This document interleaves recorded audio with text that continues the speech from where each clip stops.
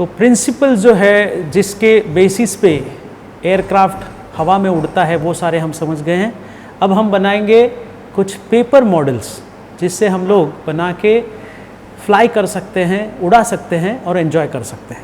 तो सबसे पहले हम बनाएंगे एक सिंपल सा पेपर ग्लाइडर और उसके लिए A4 साइज़ का एक पेपर हमने लिया है।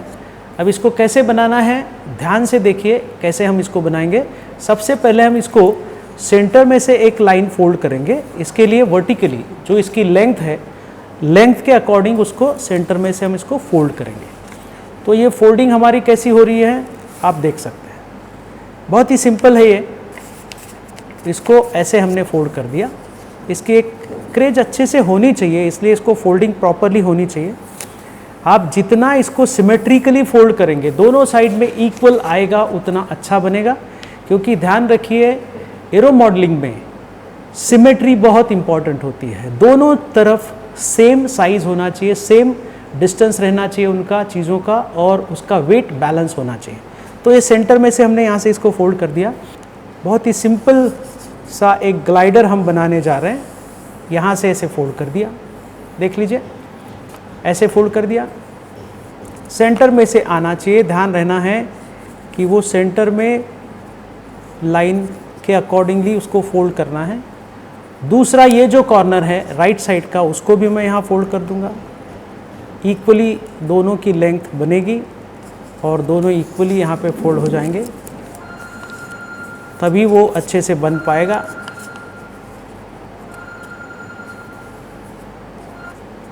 आप हमेशा इसको बनाते भी होंगे घर पे और फिर एक बार आप इसको बनाएंगे। ये इसलिए सिंपल हम लोग बना रहे हैं क्योंकि इससे हम लोग सीख सकते हैं कैसे हम लोग फोल्डिंग करके किसी चीज़ को उड़ा सकते हैं।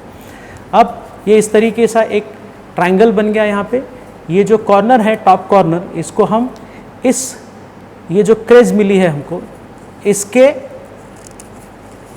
साथ ऐसे फोल्ड करेंगे। ये एक सिंपल फोल्डिंग है। अब ये फोल्ड करते वक्त हमको देखना है कि ये जो इसका कॉर्नर मिला था ये बराबर इस लाइन पे होना चाहिए। यहाँ पर इसको फोल्ड किया। अब ऐसा एक शेप हमको मिला है। अब इसको फिर दो कॉर्नर हमारे लिए टॉप में बन गए, एक राइट में एक लेफ्ट में। तो इनको फिर हमको ये जो लाइन बीच की है इसके करीब करीब पास में, लेकिन इस कॉर्नर से 1 सेंटीमीटर टॉप में मैं एक लाइन बना दूंगा। यहाँ पर करीब करीब 1 से 1.5 सेंटीमीटर ऊपर मैंने एक लाइन बनाई। इससे आपको समझ में आएगा कि कैसे इसको कहाँ तक फोल्ड करना है। अब इसको ये कॉर्नर को मैंने इस सेंटर जो लाइन है इसको इस लाइन तक जो हमने 1.5 सेंटीमीटर इस कॉर्नर से ऊपर बनाई है वहाँ तक फोल्ड किया। अब ये हमारा ऐसा बन गया, देखिए कैसे बन गया है।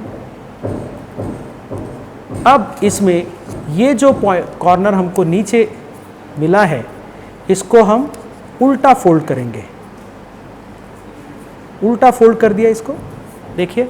तो इससे क्या हो गया, ये जो दोनों कॉर्नर हमारे मिले थे यहाँ पे वो इसके अंदर लॉक हो गया। अब ये लॉक होने के बाद हम इसको दूसरी तरह से उल्टी साइड से फोल्ड करेंगे बीच में से। ये ऐसे था, इसको हमने क्या किया, इस तरीके से फोल्ड किया। अब ये जो कॉर्नर था जिसको हमने यहाँ पे अनफोल्ड किया था उसने ये दोनों कॉर्नर को लॉक कर दिया और इस तरीके से ये हमारा एक ग्लाइडर का रूप ले रहा है अभी। अब इसके बाद ये जो बना है इसमें 2 क्रेज है, ये ए है, ये दूसरी ये है फ्रंट से। इन दोनों को फोल्ड करते समय ध्यान ये रखना है, इस फोल्ड को इस बेस लाइन तक, ये बेस लाइन बन गई, इस बेस लाइन तक एग्जैक्टली फोल्ड करना है ऐसे।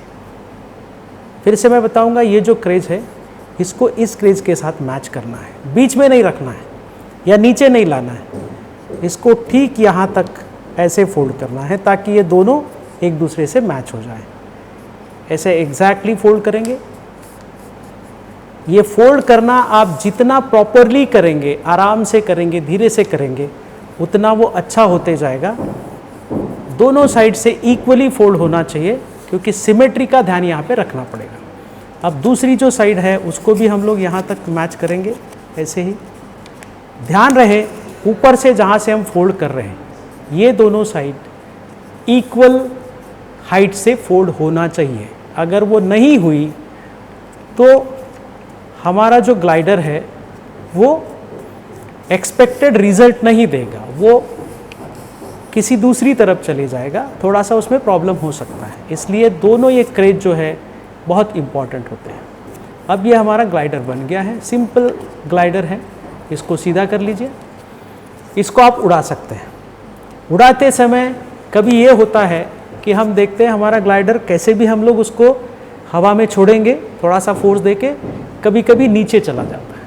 इस केस में हमको क्या करना है, उसका एंगल ऑफ अटैक थोड़ा सा कम है, उसको एडजस्ट करने के लिए हम क्या करते हैं, नॉर्मली एलिवेटर जो है उसको ऊपर उठा देते। तो एलिवेटर क्या है, जो एयरक्राफ्ट का पीछे का साइड है टेल, वहाँ पे जो